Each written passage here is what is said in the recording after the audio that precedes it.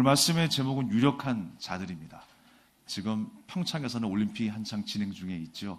오늘도 금메달을 땄다는 소식이 들렸습니다.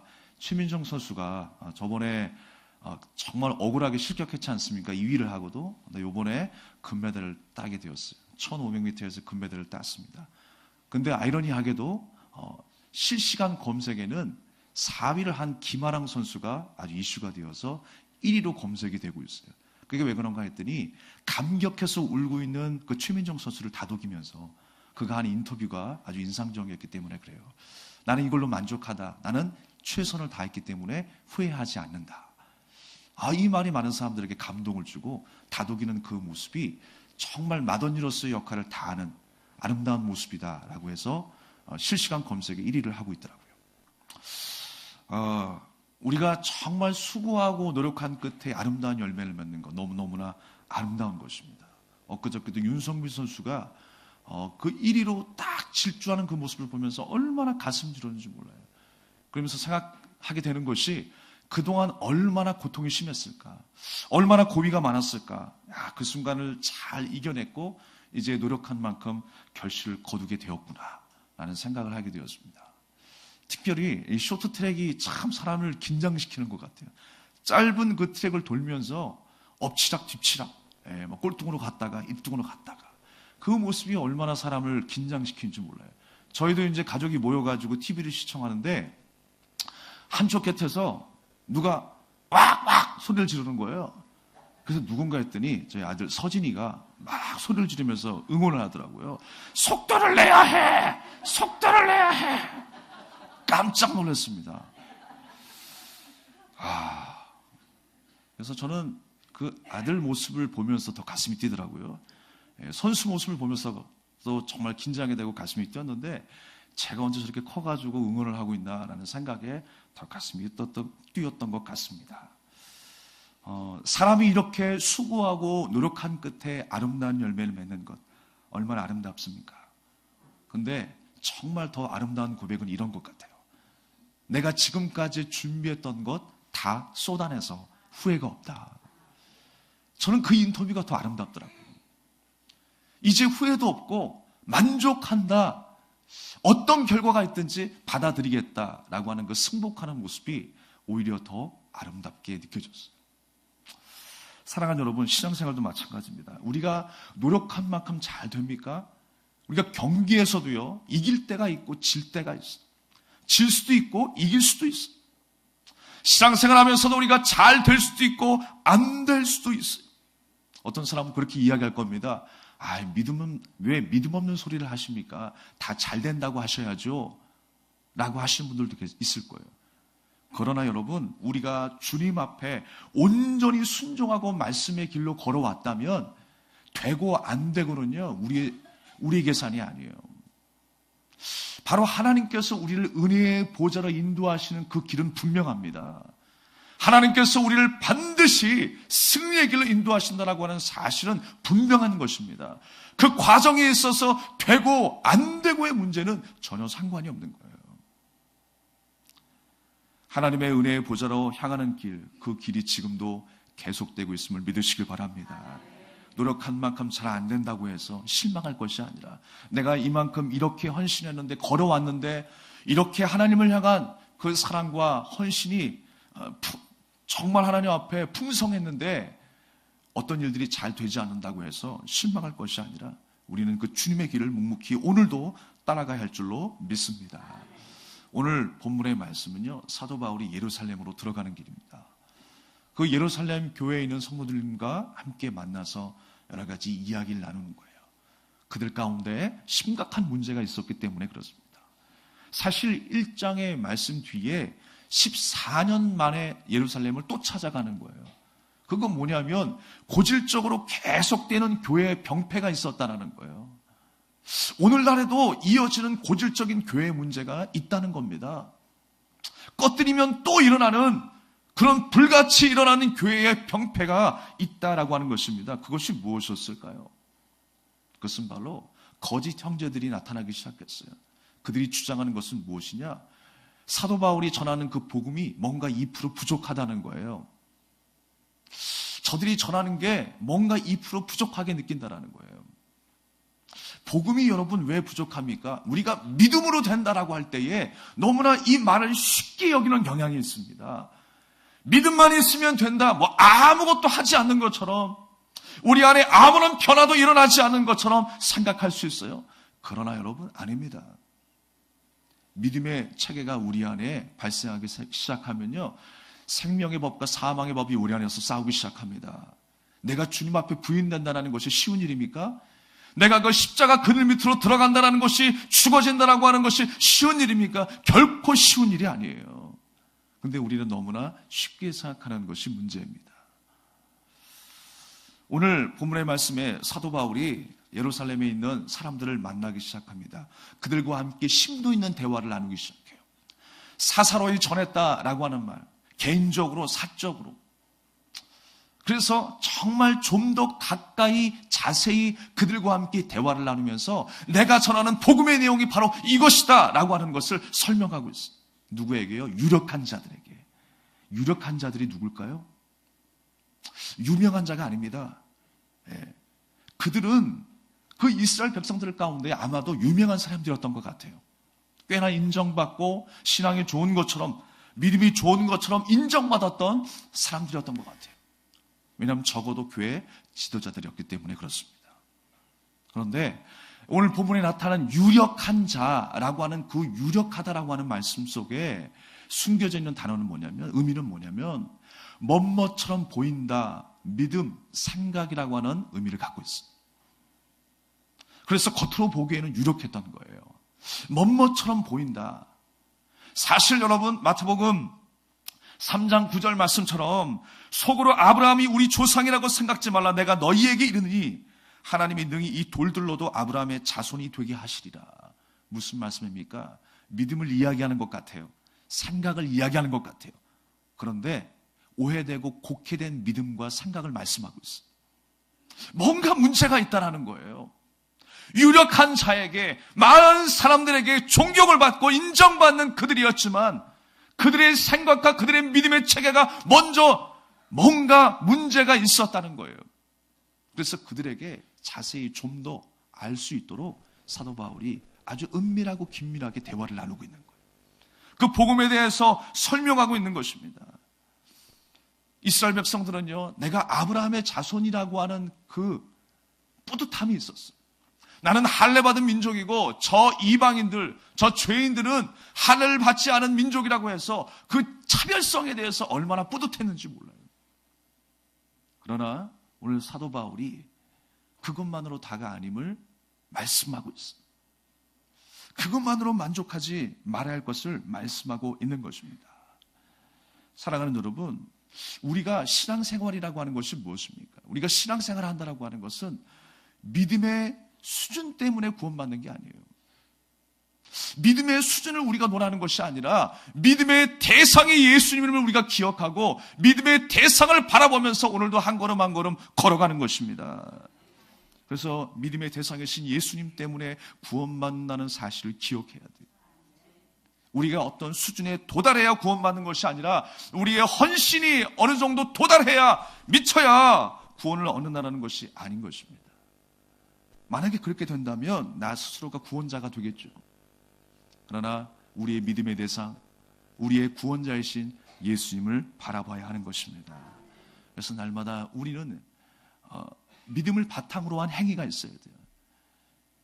행위 가운데의 믿음 가운데의 행위가 동시에 밸런스를 유지할 수 있는 우리의 신앙이 되어야 할 줄로 믿습니다. 그렇게도 유대인들이 말하는 그 율법, 자기들이 지키면서 뿌듯했던 그 율법, 그러나 그 율법을 완성하신 예수님을 왜 만나지 못할까요? 왜 하나님을 인격적으로 만나지 못해서 그 믿음의 체계가, 바른 믿음의 체계가 생기지 아니하고 곡해된 그 믿음의 체계로 그들에게 나타났을까요? 그것을 전하는 거짓 선지자들도 예루살렘 가운데 점점 많아지기 시작했어요. 그 심각성을 알고 사도 바울이 그들에게 14년 만에 다시 한번 찾아갔던 것입니다. 우리가 앞서서 1장에 보게 되면 거짓 형제들에 대해서 언급하고 있습니다. 그들이 성도들을 교란했다고 그랬어요. 교란했다. 여기서 교란했다라고 하는 그 말과 여러 그 본문 가운데 부정각어 동사가 나타나요. 예. 우리가 문법을 이야기하지만 간단하게 생각해서요, 여러 가지 일들이 있었어요. 전통적으로 지금까지 하나님의 말씀이, 그 옳았던 하나님의 말씀이 있었어요. 그런데 단발성 사건에 대해서 이야기하는 것, 그것이 바로 부정과거 시제. 과거에 지속된 일을 말하기보다 어떠한 사건에 대해서, 단발적인 어떤 이슈에 대해서 집중하고 거기에 대해서 영향받는 거예요. 우리가 교회 안에서도 그렇잖아요. 꾸준히 이어져 왔던 교회의 아름다운 전통은 쉽게 잊어버립니다. 그런데 어떤 사건에 대해서, 누가 한 부정적인 말에 대해서 영향받고 거기에 대해서 하나가 되고, 그래서 실망하고 좌절하고 원망하고, 그 복음의 본질적인 그 내용을 우리가 잊어버리고, 하나님의 교회가 어떻게 세워져야 하는다는 것을 우리가 잊어버리고, 우리가 밖에서 들리는 소리, 우리 안에서 단발적으로 일어나는 어떤 사건과 이슈에 대해서 집중할 때가 있다라고 하는 것입니다. 쉽게 얘기해서 뭐냐면 본질보다는 껍데기만 본다는 거예요. 우리 날마다 하나님의 말씀에 본질을 읽을 수 있어야 합니다. 하나님께서 우리에게 많은 기적을 통해서 하나님의 살아계심을 보여주셨죠. 하나님의 그 마음과 그 심정이 무엇인가를 우리에게 보여주셨죠. 그 기적이 무엇입니까? 기적은 다른 게 아니에요. 그 보여지는 것으로, 만져지는 것으로, 변한 것으로 다 끝나는 것이 아니라 그 기적은 세메이온, 이정표라고 그랬어요. 하나님의 마음이 있는 곳이 어디인가? 하나님의 시선이 있는 곳이 어디인가? 그것을 우리가 보고 느낄 수 있어야 한다는 거예요. 날마다 우리가 하나님의 기적 속에 하나님의 마음을 알아갈 수 있기를 주님의 이름으로 축원합니다. 그래서 왜 우리가 좋은 일을 좀 많이 이렇게 퍼뜨리면 좋은데, 좋은 일 퍼뜨리기는 우리가 절제하는 것 같아요. 근데 안 좋은 소문이나 부정적인 이야기들은요, 우리가 쉽게 퍼져나가는 것 같습니다. 왜 그렇게 눈을 크게 뜨고 확산시키는지 모르겠어요. 그래서 보통 이런 생각을 하죠. 내가 느끼면 다 그렇게 느낀다. 내가 이렇게 주장하면 다 그렇게 주장한다라고 생각하기 일쑤입니다. 그러나 이것이 사람의 심리가 아닌가 생각을 하게 돼요. 기본적인 우리의 마음의 심리가 아닌가라는 생각을 하게 됩니다. 그러나 여러분, 분명히 여러분 기억해야 할 것은 하나님은 어느 편에 계시느냐? 진리의 편에 계신다라는 거예요. 진리의 편에 계셔서 하나님께서 다 계산하고 계시다라는 거예요. 그럼 우리도 하나님의 자녀로서 그 진리의 편에 서야 할 줄로 믿습니다. 그래서 하나님의 생각과 우리 세상적인 생각이 다르다라는 것을 구별해야 돼요. 우리가 그런 이야기들 많이 하죠. 수판 놓는다. 예. 수판 놓는다. 전자계산기 두드린다. 라고 하는 말이 어떤 의미입니까? 잔머리 굴린다는 말 아니에요. 실제로 계산하는 게 아니라 잔머리 굴린다라는 거예요. 수판 놓고 있어요. 전자계산기 두드리고 있어요. 우리가 세상적인 생각은 바로 그렇습니다. 자기 생각, 어떻게 하면 내 유익과 내 만족과 내 자랑을 위해서 살아갈 것인가? 그게 바로 세상적인 계산이에요. 그러나 하나님의 계산은 어떤 계산입니까? 바로 진리 가운데 서는 계산이에요. 거룩한 자, 바로 하나님의 자녀가 되기를 간절히 원하시는 거예요. 그래서 우리는 세상적인 사람들의 계산에 놀아나서는 안 되는 거예요. 하나님의 계산에 집중해야 하는 것입니다. 하나님의 계산은 무엇입니까? 언제나 하나님의 영광으로 열매 맺게 하는 것, 분열과 다툼으로 깨지는 것이 아니라 주님의 사랑과 은혜로 보혈의 능력으로 하나 되게 하시는 것, 그것이 바로 하나님의 계산이에요. 진리 가운데 서게 하시는 것, 그것이 바로 하나님의 계산이에요. 우리가 그 하나님의 계산대로 생각하고 실천할 수 있기를 주님의 이름으로 축원합니다. 오늘 본문의 말씀에 보게 되면 할례에 대한 이야기를 합니다. 지금 사도 바울이요, 예루살렘에 혼자 가지 아니하고 바나바와 디도라고 하는 사람과 함께 갑니다. 근데 거기에는 약간 의도적인 면도 있었어요. 본문 3절의 말씀에 보니까 디도가 할례를 받지 않았다고 그랬어요. 근데 억지로 할례를 받지 않게 일부러 의도적으로 그렇게 사도 바울이 했던 것을 볼 수가 있어요. 왜 그랬을까요? 지금 그들 가운데는요, 이 할례 받았다라고 하는 생각이 그 마음속에 가득한 거예요. 아까 전에 마태복음 3장 9절 말씀에 나타난 바와 같이 이 할례 받았다는 것 때문에 얼마나 뿌듯했는지 몰라요. 우리 조상이 아브라함이다. 나는 할례받은 민족이다 라고 했던 거예요. 그런데 하나님은 겉으로 보시기에 아닌 거예요. 속으로 보시기에 아닌 거예요.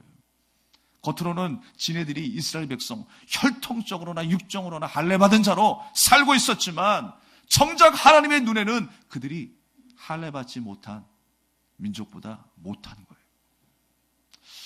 살아계신 하나님께서는요, 이방 민족이든 이스라엘 백성이든 상관없이 주님의 자녀로 받기를 원하십니다.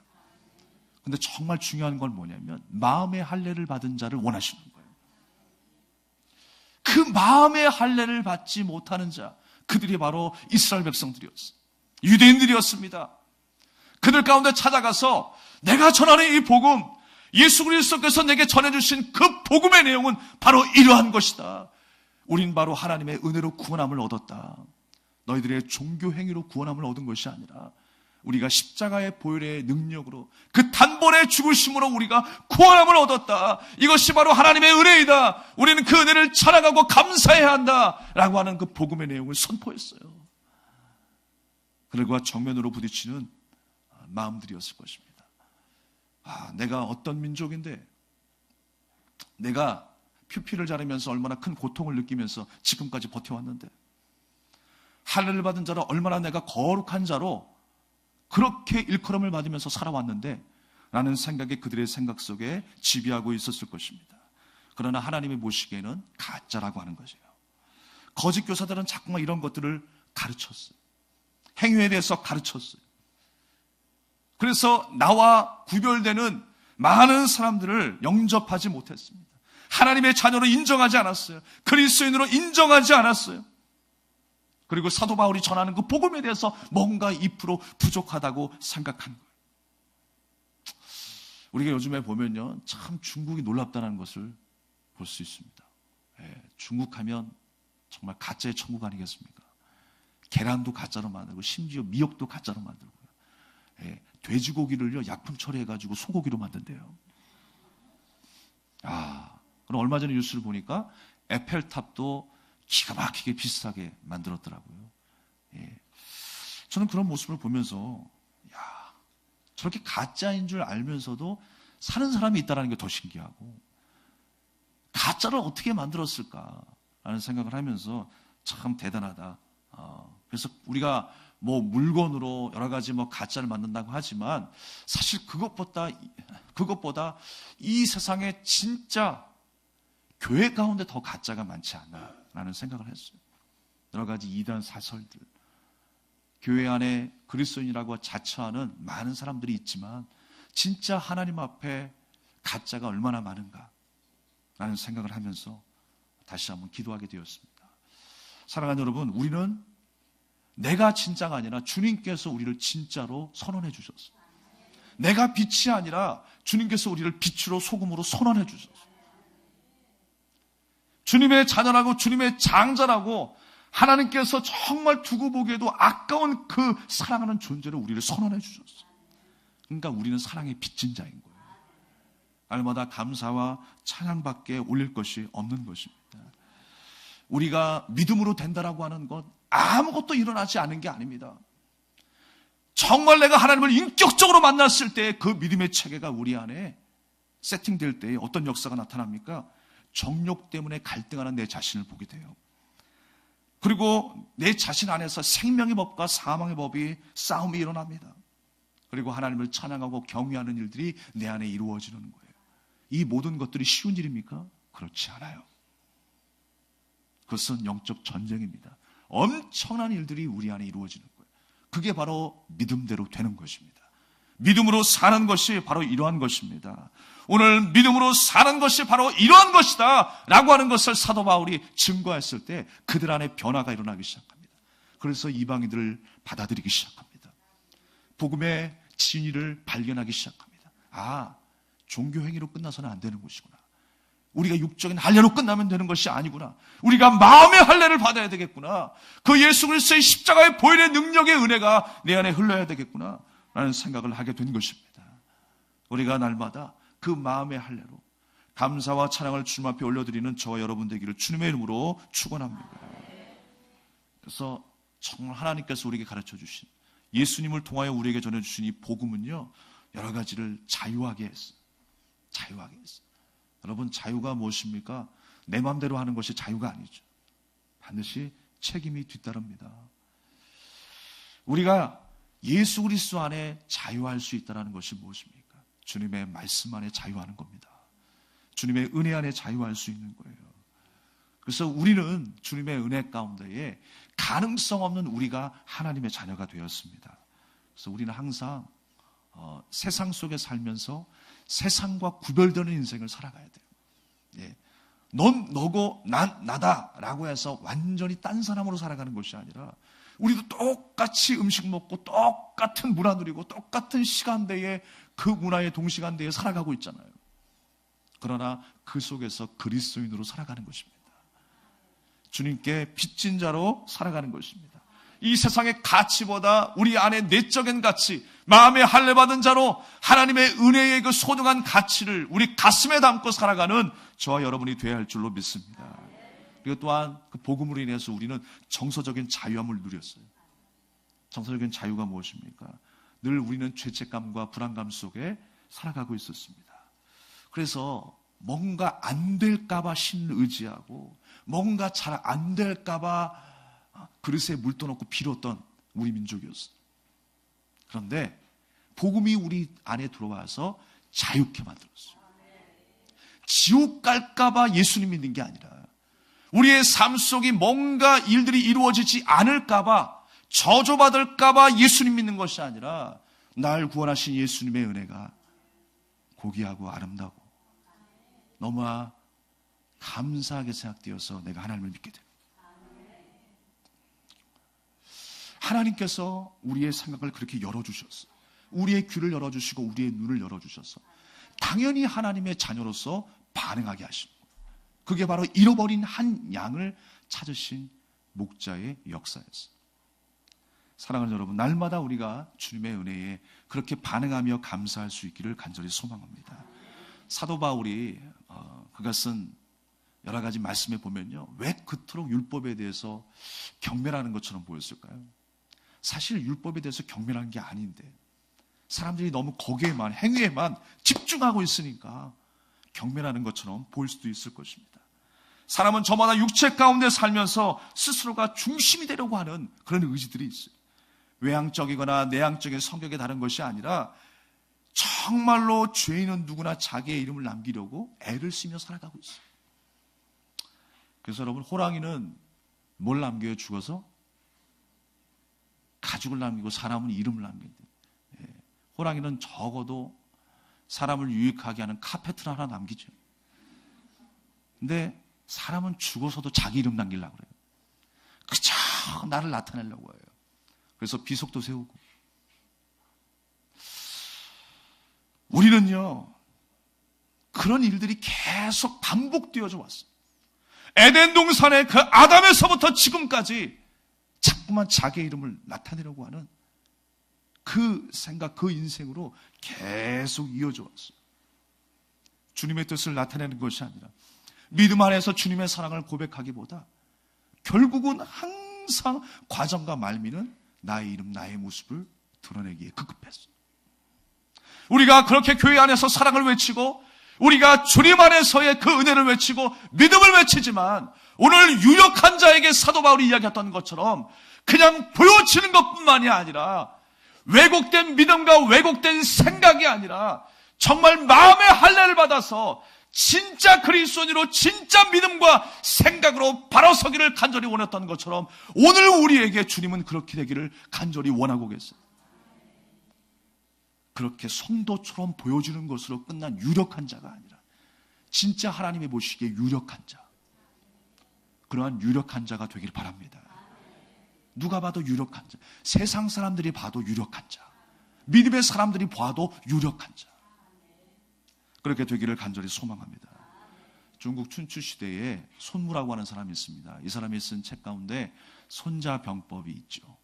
그래서 많은 기업에서 많은 경영하는 사람들이 세상을 또 경영하고 또 세상에서 이길 수 있는, 승리할 수 있는 처세술을 이 손자병법에서 배우게 됩니다. 그래서 이 중국 역사상 가장 위대한 전쟁 전략 전술서가 바로 이 손자병법이라고 하는 거예요. 그러니 이렇게 이야기합니다. 치밀한 계획을 마련해야 승산이 있다라고 이야기했어요. 근데 우리가 성경에 보게 되면 전혀 이해가 안 되고 상상할 수 없는 전쟁들이 참 많이 등장합니다. 숫자적으로 게임이 안 돼요. 병력으로도 게임이 안 되고요. 무기로도 게임이 안 돼요. 환경적으로 봐도 게임이 안 돼요. 근데 하나님은 그 모든 것을 뛰어넘게 하시더라고요. 해가 멈추게 하시고요. 갑자기 하늘에서 우박을 내리기도 하시고요. 바람을 불게 하시기도 하고요. 바다를 갈리기도 하시기도 하고요. 상상할 수 없는 계산되지 않은 하나님의 계산법에 이르는 전쟁을 하게 하죠. 그러면서 그 모든 것이 누가 하셨다고 그래요? 사람이 했다라고 말하고 있습니까? 아니에요. 하나님이 하셨다라고 말씀하고 있어요. 너희는 잠잠히 보기만 하라는 거예요. 잠잠히 보기만 하고 이 역사 가운데 흐르는 그 세미한 하나님의 음성을 들으라는 거예요. 사랑하는 여러분, 우리가 잘 될 때만, 기적이 일어날 때만 하면서 좋아할 것이 아니라 잘 되지 않을 때도 하나님의 기적은 일어나고 있어요. 하나님께서 핸들을 잡고 우리를 선한 길로, 승리의 길로 인도하고 계신 줄로 믿으시길 바랍니다. 바로 우리는 그 길을 따라가야 하는 사람들이에요. 잘 안 되는 상황 속에서도 하나님의 섭리와 계획이 있음을 우리는 믿고 나가야 할 줄로 믿습니다. 우리의 싸움, 우리의 궁극적인 싸움은 혈과 육에 대한 것이 아니라 죄와 이 사망의 권세와 싸우는 그 영적 싸움이라는 사실을 우리는 기억해야 할 줄로 믿습니다. 그래서 우리는 날마다 하나님이 싸우시는 그 싸움을 날마다 찬양하고 감사하며 기뻐할 수 있는 저와 여러분이 되어야 할 줄로 믿습니다. 우리 찬양을 드리고 함께 기도하기를 원합니다. 아버지 사랑 내가 노래해. 그 주님의 사랑을 다시 한번 찬양하겠습니다.